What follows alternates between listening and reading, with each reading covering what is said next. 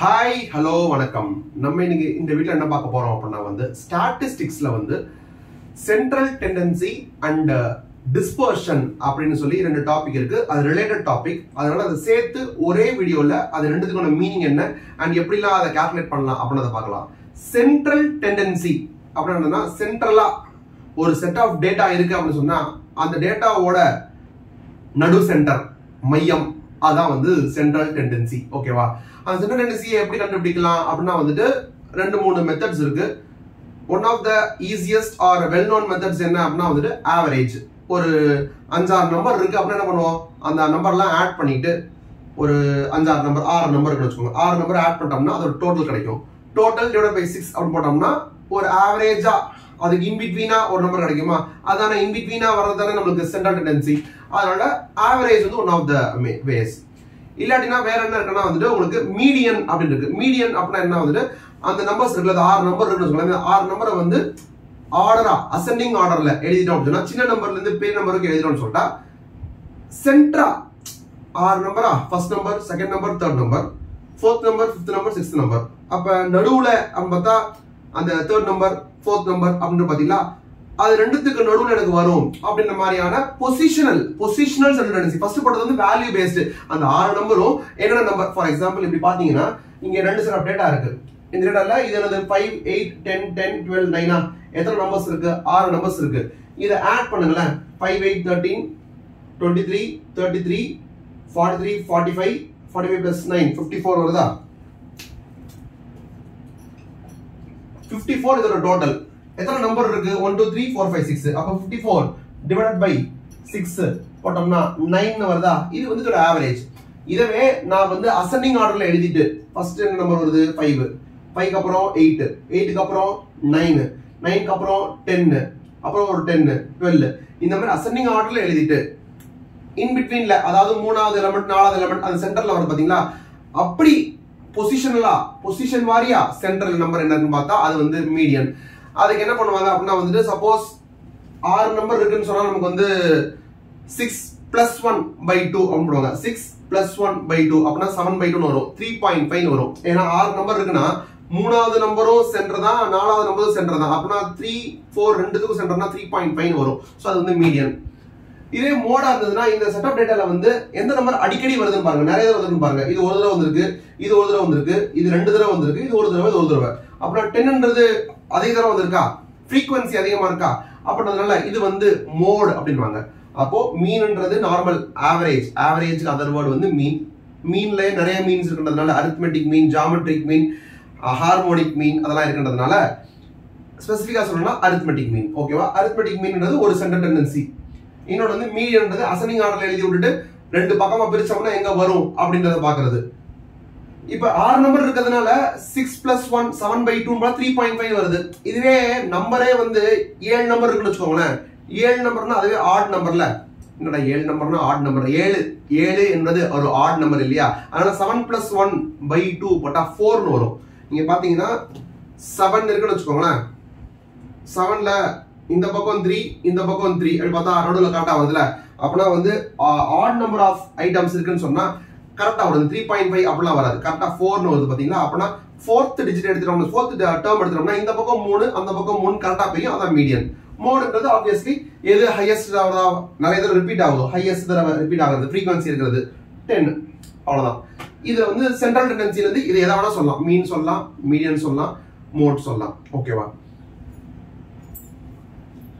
இது என்ன அப்படின்னா இன்னொரு செட் ஆஃப் டேட்டா. இந்த செட் ஆஃப் டேட்டா எதுக்கு அப்படின்னு நாம இப்ப பார்த்தது வெறும் சென்ட்ரல் டெண்டன்சி தானே. இது போக வேற என்ன இருக்கு அப்படின்னா டிஸ்பர்ஷன் இருக்கு அப்படின்னு சொன்னேன். டிஸ்பர்ஷன் அப்படின்னா என்ன அப்படின்னா சென்ட்ரல் டெண்டன்சி ஒரு செட் ஆஃப் டேட்டால மையப்பகுதி, மையமா இருக்கிற நம்பர் எவ்வளவு அப்படின்னு பாக்குறது சென்ட்ரல் டெண்டன்சி. டிஸ்பர்ஷன்னா சென்ட்ரல் டெண்டன்சி ஓகேப்பா, ஆனா அந்த நம்பர் எவ்வளவு ஸ்கேட்டர் ஆயிருக்கு, எவ்வளவு பரவி இருக்கு அப்படின்னு பாக்குறது டிஸ்பர்ஷன். எனக்கு புரியல சார் என்ன சொன்னா, அதுக்கான புரியலன்ற மாதிரி இருக்கணும்னால 2 டேட்டா எடுத்திருக்கேன். இப்ப இதுல எப்படி டோட்டல் போட்டு டிவைட் பை 6 போட்டு 9 போட்டோமோ ஆவரேஜ், அதே மாதிரி இதுக்கு ஆவரேஜ் போடுங்க.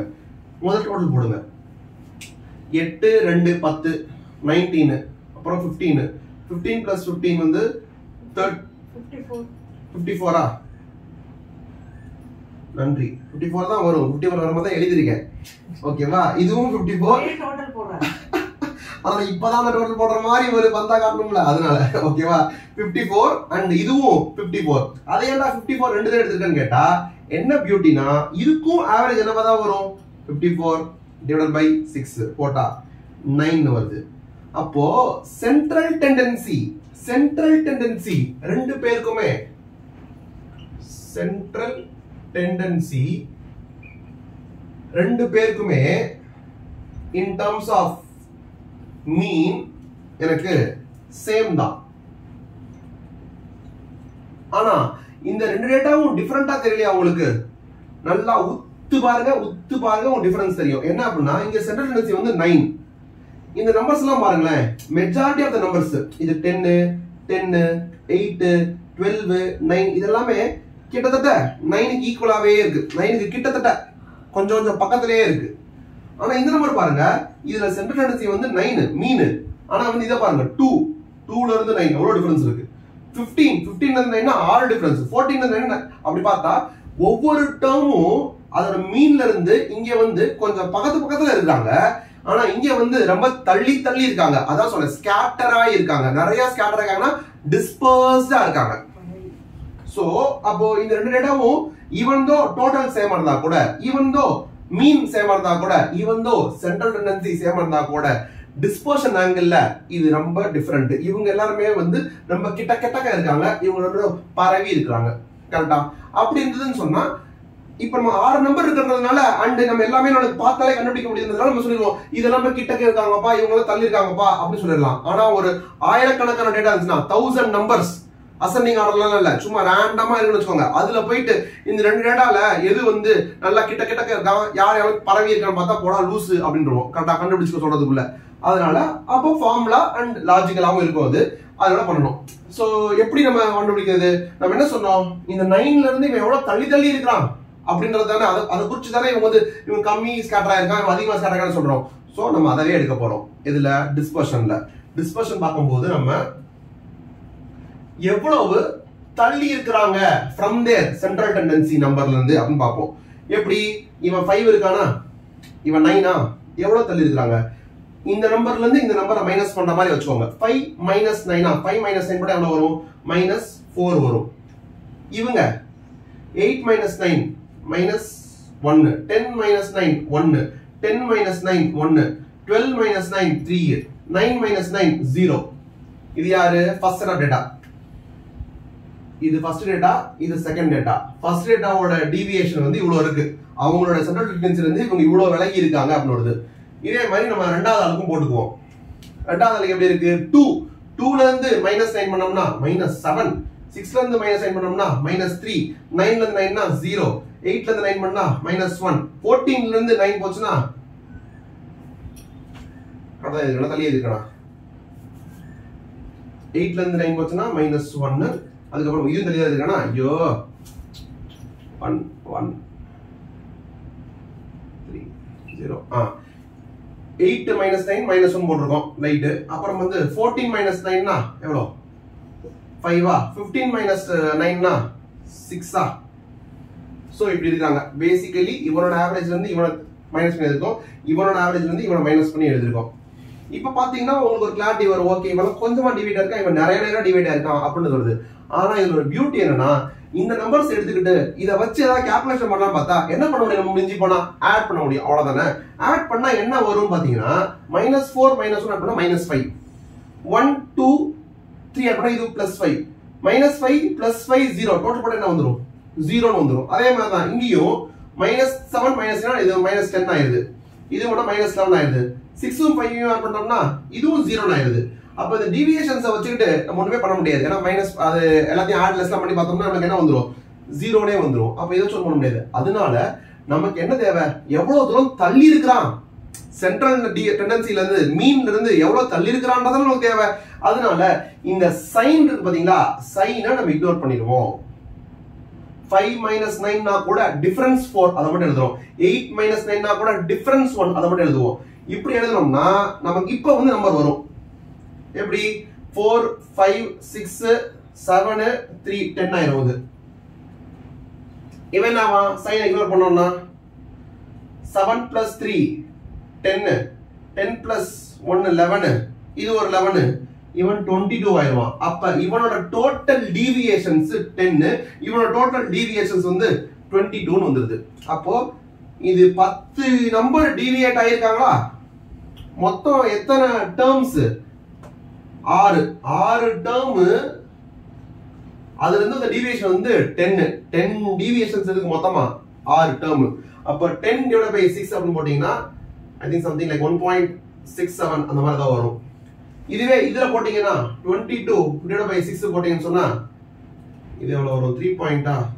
6 3s are 18 அப்புறம் 4 6 3s are 18 ஒரு 4 இருக்கு புள்ளியை வச்சோம்னா 6 6 வருமா? 36 திருப்பி ஒரு 4 திருப்பி அப்படியே வரும். அவ்வளவுதான்.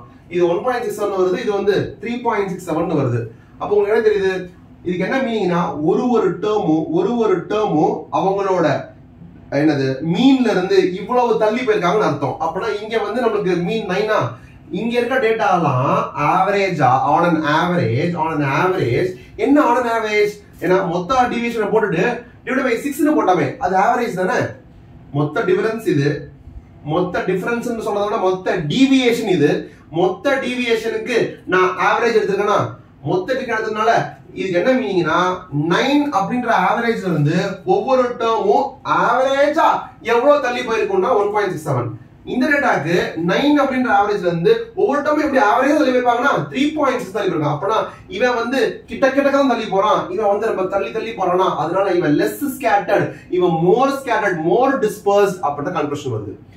இப்ப இதுல ஹைலைட் என்ன அப்படின்னா இது என்னடா பண்ணிருக்கோம் கால்குலேஷன் போட்டீங்க கேட்டா நம்ம என்ன பண்ணிருக்கோம்? இது எல்லாமே வந்து டீவியேஷன்ஸ். இந்த டீவியேஷன்ஸ் எல்லாம் டோட்டல் பண்ணி என்ன பண்ணோம்? நம்ம ஆவரேஜ் எடுத்தோம். ஆவரேஜ்க்கு இன்னொரு பேர் என்ன? மீன். அதனால என்ன பேரு? ஆப்வியஸ்லி மீன் டீவியேஷன். இப்படி போட்டாமே இது ரெண்டு பேர் என்னன்னா மீன் டீவியேஷன். ரைட்டா?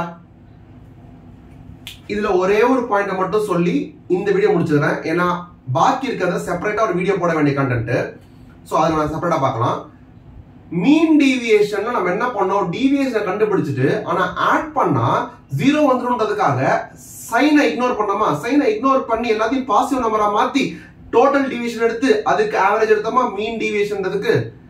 இதோட பெட்டர் வெர்ஷன் என்ன அப்படின்னா வந்து ஸ்டாண்டர்ட் டீவியேஷன். ஸ்டாண்டர்ட் டீவியேஷன் என்ன பண்ணுவோம் அப்படின்னா அங்கேயும் இதே வேலையை தான் பார்ப்போம். அப்ப அதே மாதிரி இங்க வந்து இப்ப இந்த -4 அப்படி வந்துச்சா, அந்த இடத்துல -1 வந்துச்சா, இது 1 1 இப்படி வந்திருக்குமா? ஓகே. இங்க என்னது? -7 -3 -1 இப்படி இருந்திருக்குமா? இதே மாதிரி டிவிஷன் எடுப்போம்.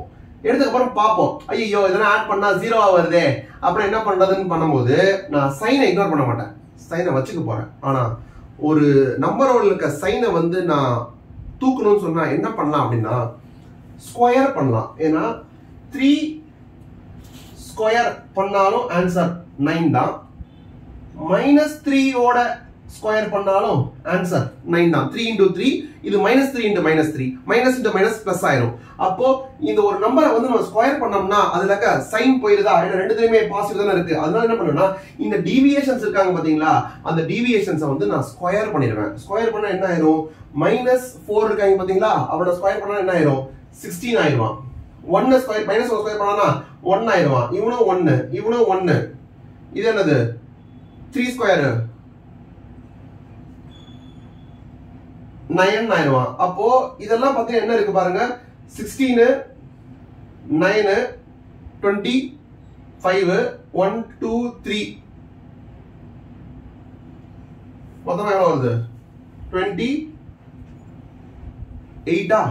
இந்த 28 வந்து எத்தனை டேர்ம்ஸ்னால வந்துச்சு அப்படின்னு பாத்தீங்கன்னா 1 2 3 4 5 6 டேர்ம்ஸ்னால வந்துச்சு. 28 டிவைடட் பை 6 ன்னு போடுவேன். 28 divided by 6 ன்னு போடுவேன். அப்ப என்ன வருது எனக்கு? 4.67 அப்படின்ற மாதிரி வருது. ஒரு நிமிஷம்.